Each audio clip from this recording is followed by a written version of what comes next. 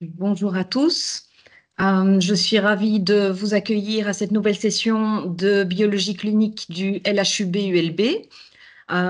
Tout d'abord, pour des petits rappels pratiques pour le confort des orateurs et des autres participants. Je vous demanderai de veiller à bien éteindre vos micros pendant les présentations.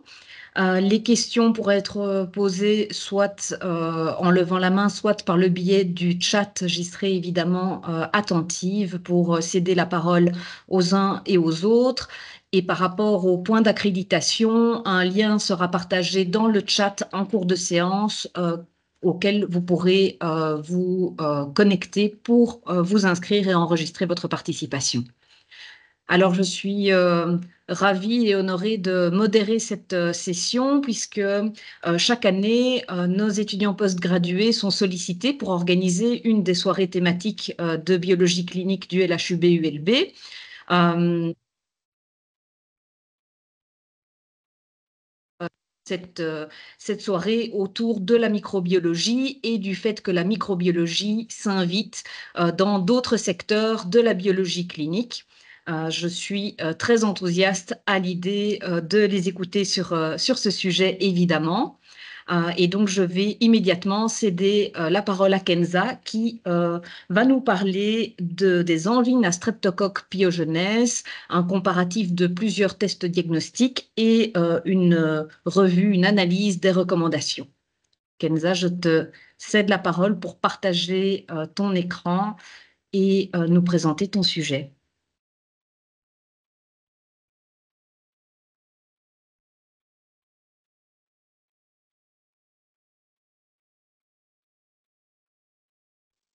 Bonjour tout le monde.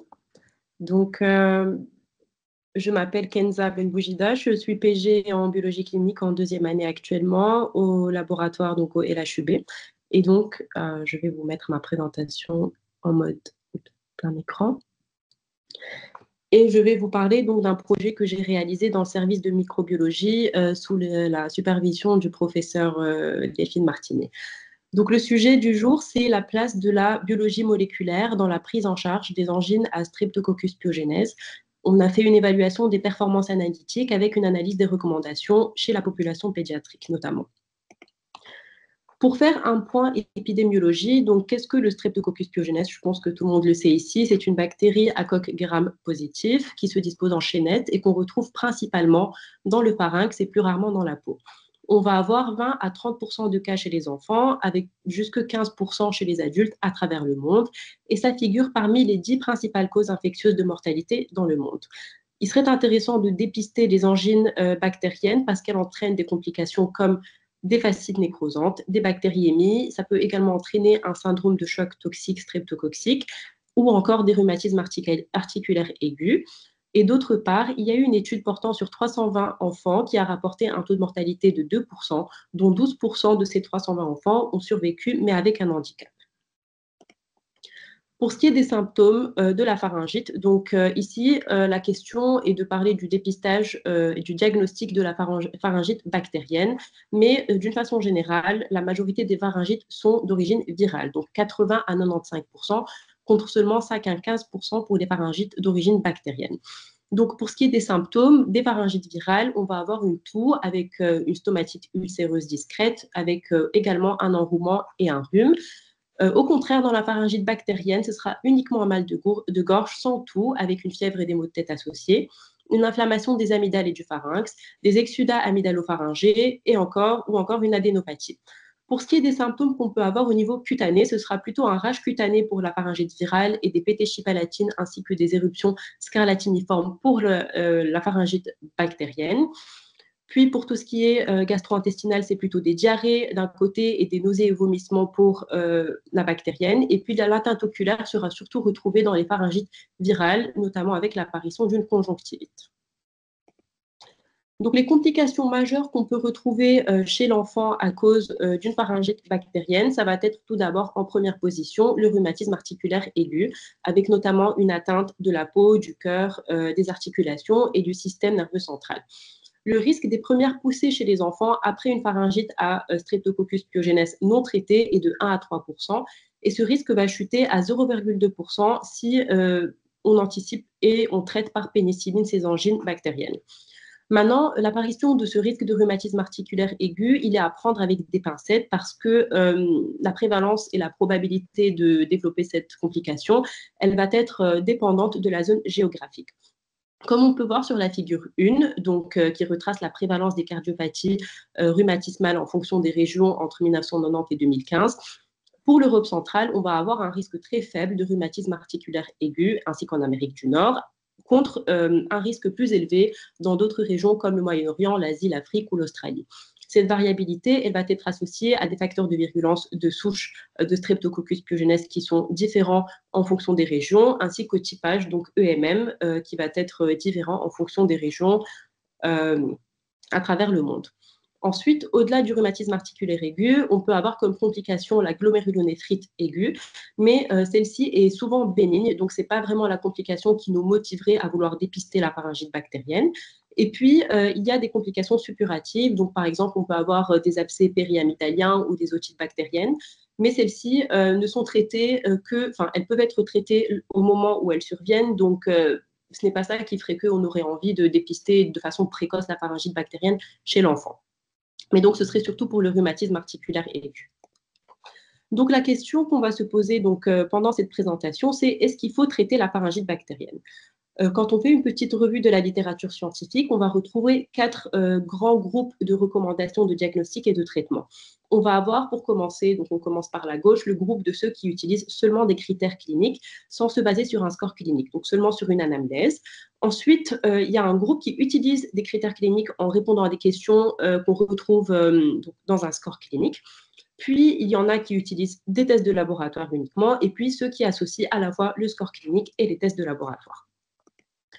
Donc, quand je parle de score clinique, c'est un outil de notation clinique. Dans le cas de la pharyngite bactérienne, on parle notamment du score de Centaure.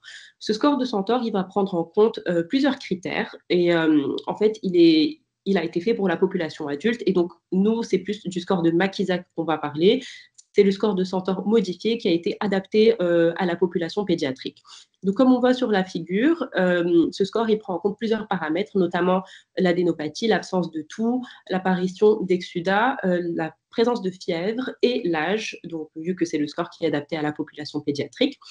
Il est compris entre -1 et 5 et l'intérêt de ce score et de sa mise en place, c'est de déterminer la probabilité qu'une angine soit d'origine streptococcique et pour sélectionner les patients à traiter et éviter de traiter des patients qui seraient en réalité atteints d'une pharyngite virale et non bactérienne. Donc, on peut voir que lorsque ce score il est inférieur ou égal à 2, on a, selon cet algorithme, pas besoin ni de traiter, ni de faire un test supplémentaire. Par contre, à partir de 3, selon l'algorithme, on peut performer un RADT. Donc, un RADT, c'est un Rapid Antigen Detection Test, donc un test rapide antigénique. Si celui-là est positif, on traite par des antibiotiques. S'il est négatif, en fonction de l'âge, soit on fait une culture bactérienne pour confirmer donc, le test antigénique, et si cette culture est positive, on va traiter la pharyngite à strepto-A.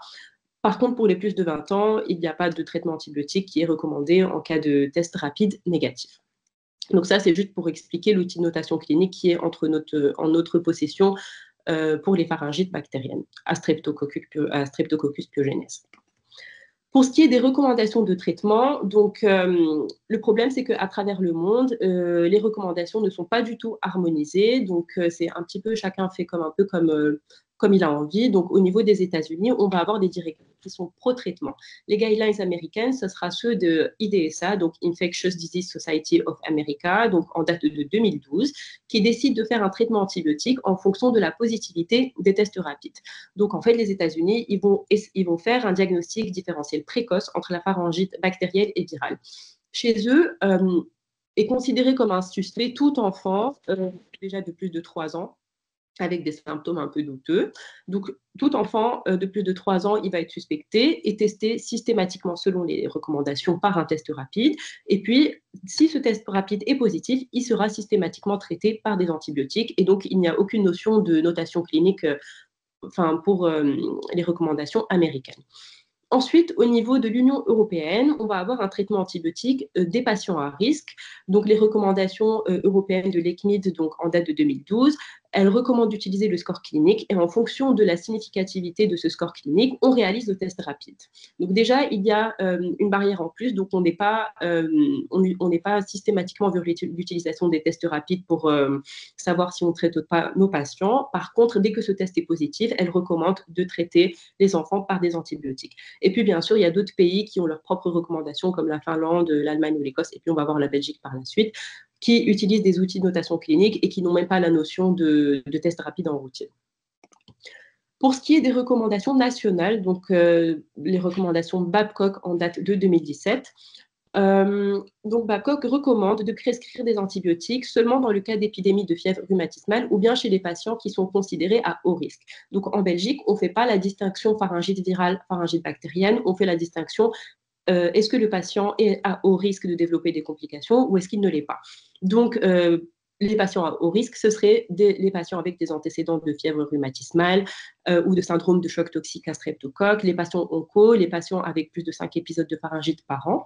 Et donc, l'EBM, donc l'Evidence-Based Medicine Practice Networking Group, qui est donc la référence pour les médecins belges, dit qu'il n'est pas cliniquement pertinent de faire un diagnostic poussé et que le score clinique suffirait à faire la distinction patient au risque ou pas de patient au risque. Donc, il n'y a pas de notion de test rapide qui est recommandée dans la littérature belge. Donc ça, c'est juste pour faire un petit résumé, pour montrer l'hétérogénéité des recommandations à travers le monde et pour dire que c'est vraiment en fonction de si on est à l'échelle mondiale, européenne ou nationale, les guidelines ont tendance à différer. Donc, pour ce qui est des matériels et méthodes, les 3 méthodes de détection du Streptococcus pyogenes qui ont été analysées pour la validation des performances de nos tests, c'est les suivantes. Donc, on a le test antigénique, donc c'est le test de ICOSOM de Analyse, donc qui prend moins de 5 minutes pour fournir un résultat. Puis on a la POCT, donc c'est le ID Now Strep A2 de Abbott qui donne à peu près, il faut à peu près le même temps que le test antigénique pour avoir un résultat, donc un peu moins de 6 minutes. Et puis on a la culture microbienne qui est donc le gold standard, la méthode de référence, où il faut 24 à 48 heures d'incubation pour avoir la détection de notre germe. Donc, pour la détection du Streptococcus pyogenes, on a placé un disque de bacitracine sur une gélose au sang, et parce qu'en fait, le Streptococcus pyogenes, il entraîne une bêta-hémolyse qui fait qu'on peut avoir une détection, donc macroscopie et visuelle du Streptococcus pyogenes dès qu'il va y avoir une zone et un halo clair autour du disque de bacitracine. Donc, l'étude elle a été réalisée en novembre et en décembre 2024 au LHUB sur le site Porte de Halle. Les échantillons, c'était des échantillons ISWAB nasopharyngés au nombre de 100 qui ont été fournis par le laboratoire IBC. Et pour les statistiques, et l'analyse a été réalisée en analysant la sensibilité, spécificité, les valeurs prédictives positives et négatives, ainsi que le coefficient kappa de Cohen pour évaluer la cohérence entre les différentes méthodes. Les objectifs du travail sont les suivants. Donc, tout d'abord, c'est d'évaluer les performances analytiques de nos 2 tests antigéniques et POCT en comparaison avec la culture bactérienne qui est le gold standard. Ensuite, c'est aussi d'analyser les recommandations de diagnostic et de traitement des pharyngites à Streptococcus pyogenes. Et puis finalement, d'établir un algorithme adéquat pour détecter les pharyngites à Streptococcus pyogenes au sein de la population pédiatrique. Donc, pour ce qui est des résultats, ici, donc, on voit les données brutes. On a le tableau de discordance des 3 méthodes diagnostiques pour les 100 échantillons testés. Donc, on voit que déjà, il y a donc, 20% des échantillons qui ont donné des résultats positifs avec les 3 méthodes, 72% qui ont donné des résultats négatifs avec les 3 méthodes. Donc, on a 92% des échantillons où on retrouve une totale concordance entre nos 3 méthodes diagnostiques. Et puis, sur le petit encadré rouge, on va voir que pour 5 échantillons, on a des résultats négatifs à la culture et au test antigénique, mais positifs à la POCT. Et puis, pour un échantillon, des résultats positifs à la culture et au test et négatifs à la POCT. Donc déjà, parmi les 8 discordances, il y en a 6 qui montrent une certaine concordance qui demeure entre la culture et le test antigénique. Et puis, on va avoir finalement 2 échantillons. On n'aura que la culture qui sera positive et les 2 autres tests qui seront négatifs. Pour ce qui est des performances analytiques, donc on va commencer par le test antigénique ICOSOM. On va avoir 0 faux positif, donc on est sur une spécificité et une valeur prédictive positive maximale, avec aucun cas négatif qui a été manqué.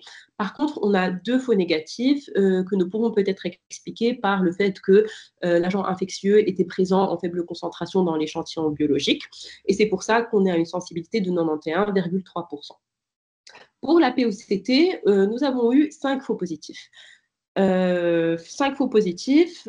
Parmi ces 5 faux positifs, donc, il y en a 1 sur 5 où la culture était positive à Streptococcus agalaxiae et 4 sur 5 où il n'y avait rien qui avait poussé sur les boîtes.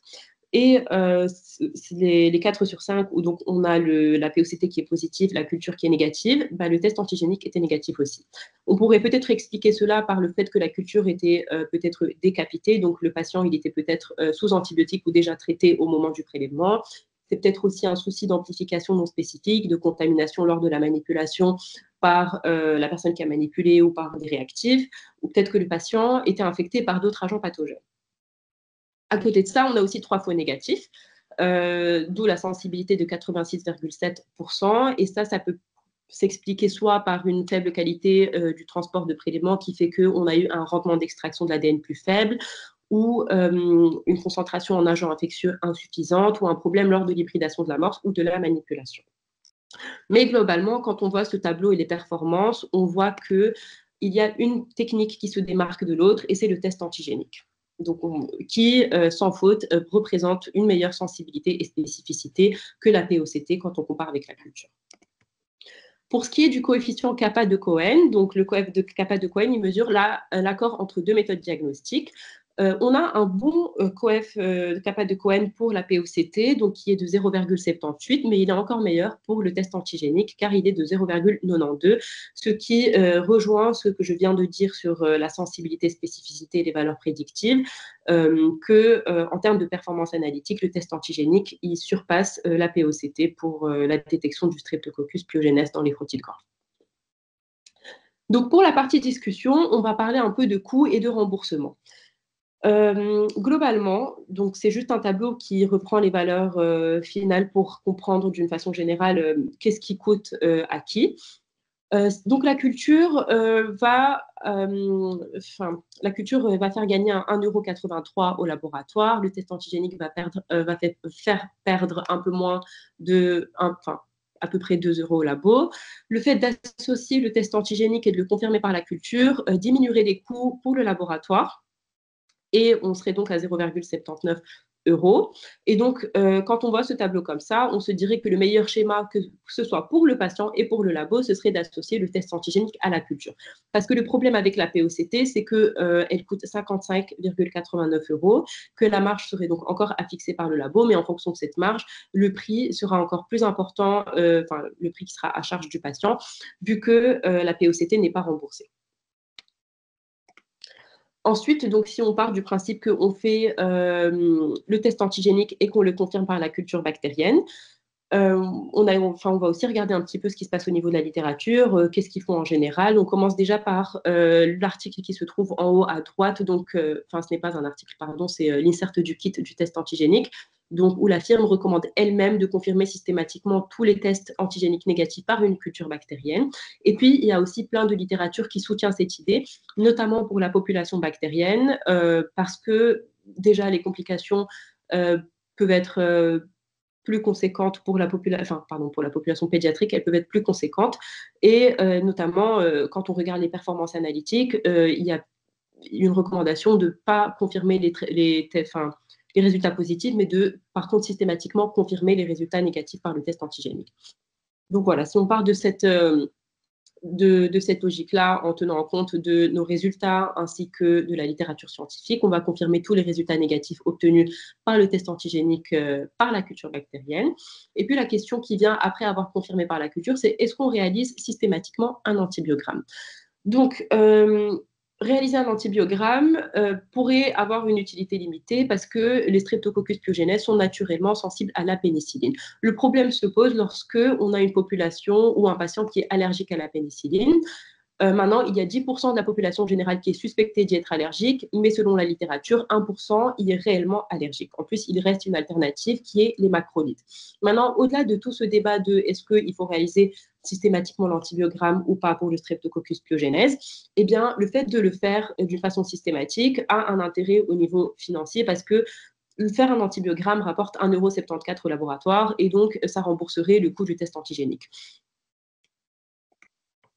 Sinon, après avoir eu une discussion avec notre pédiatre pour revenir à nos recommandations, parce que donc là, je viens de dire que le test antigénique était plus performant que la POCT, qu'il était recommandé de le confirmer par culture et qu'il y avait un intérêt à réaliser l'antibiogramme. Mais la question initiale, c'est est-ce qu'il faut traiter la pharyngite bactérienne et donc est-ce qu'il y a un intérêt à réaliser ce test pour commencer? Donc, quand on a discuté avec nos pédiatres, notamment du CHU Saint-Pierre et de l'hôpital des enfants, donc de l'UDERF, eh bien, ils ne recherchent pas le Streptococcus pyogenes et ils ne sont pas forcément, enfin, ils ne sont pas pour le fait de faire un test pour dépister le Streptococcus pyogenes et ils n'utilisent pas non plus de score clinique, donc ils ne respectent pas les recommandations à la lettre. En fait, ils vont par contre respecter le fait de trier leurs patients en fonction de si ces patients sont à risque ou s'ils ne le sont pas. Notamment, donc, enfin, on en parlera plus tard, mais notamment, donc, s'ils sont à risque de complications, si c'est des patients onco avec plusieurs épisodes de pharyngite, ou s'ils viennent, par exemple, d'une zone géographique où on a un risque de rhumatisme articulaire important, associé aux infections à Streptococcus pyogenes. Sinon, que dit la littérature du test rapide? Donc, l'idée du test rapide, c'est quoi? C'est en fait d'avoir une approche plus ciblée de la prescription des antibiotiques. On y voit un bénéfice clinique et économique parce que, en fait, l'idée, c'est de diminuer la résistance bactérienne et les hospitalisations coûteuses, vu que dans la logique, si on dépiste les infections bactériennes, on ne va pas surtraiter ou bien traiter des patients qui ont en réalité une pharyngite virale. Maintenant, le problème, c'est que le test rapide, il ne permet pas de différencier les patients qui sont porteurs du Streptococcus pyogenes et qui sont atteints d'une pharyngite virale de ceux qui sont vraiment atteints d'une pharyngite à Streptococcus pyogenes parce qu'au sein de la population mondiale, on peut avoir un portage asymptomatique qui peut aller jusqu'à 11%. En plus de ça, dans la littérature scientifique, il n'y a aucune preuve de large avantage de l'utilisation du test antigénique. Tout ce modèle, il est basé sur des suppositions et en plus de ça, il est associé à un risque de surprescription. Donc, les limites du test rapide, il existe donc des limites importantes à souligner. Il y a notamment une collecte de données qui a été réalisée par EAG, donc External Assessment Group, qui a regroupé 26 études de précision qui évaluent l'intérêt du test rapide et qui a été réalisée par NICE en 2019, donc le National Institute for Health and Care Excellence au Royaume-Uni. Cette étude a montré que ça a regroupé toutes les études de précision donc, qui évaluent l'intérêt du test rapide et ça montre que ces études, elles incluent des populations larges. Donc déjà, elles ne sont pas spécifiques à la population pédiatrique, même si elles vont donner des recommandations propres à la population pédiatrique. En plus de ça, les patients inclus vont avoir un faible score clinique et donc ce n'est pas nécessairement applicable. Et en plus, quand on regarde dans les détails, les données sur l'utilisation des antibiotiques, elles sont renseignées que pour 80% des patients qui sont inscrits. Donc aujourd'hui, il n'y a pas de preuve qu'il y a une amélioration clinique, une diminution du risque de complications ou une différence dans la prescription des antibiotiques quand on utilise un test antigénique par rapport au score clinique. Si on passe au score clinique, quelles sont ses limites? Donc, en fait, ce score, dont je vous ai parlé au début de la présentation, du score de Makisak qui est adapté à la population pédiatrique.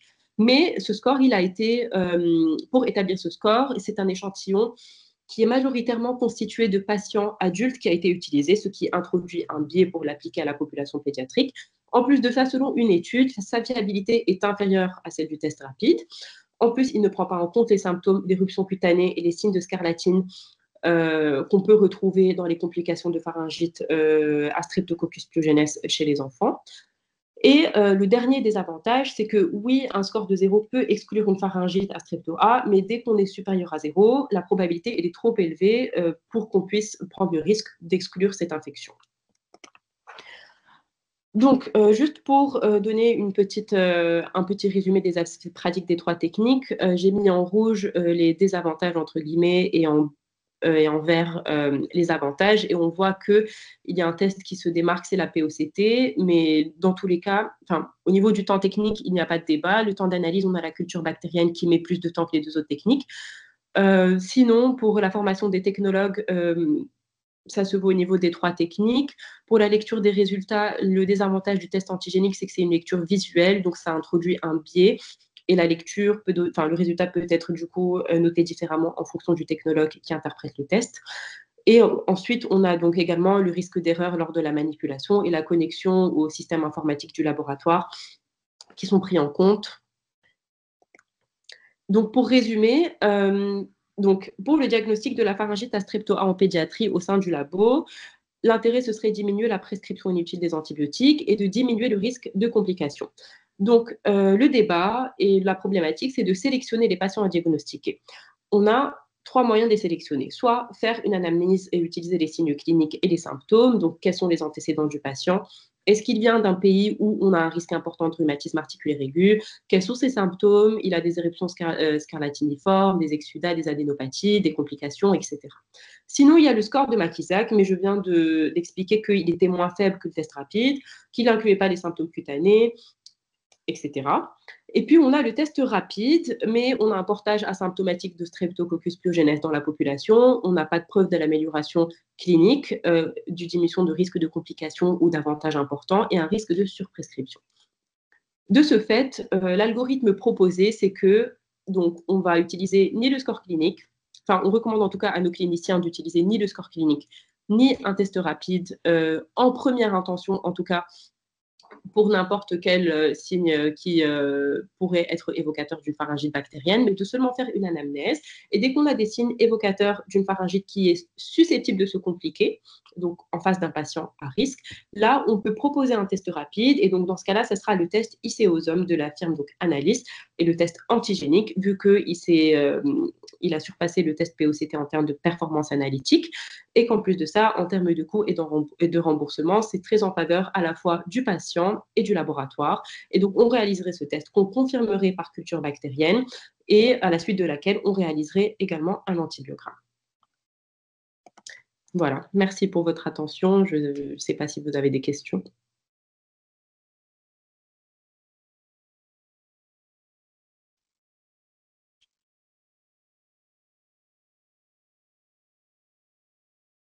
On t'entend pas.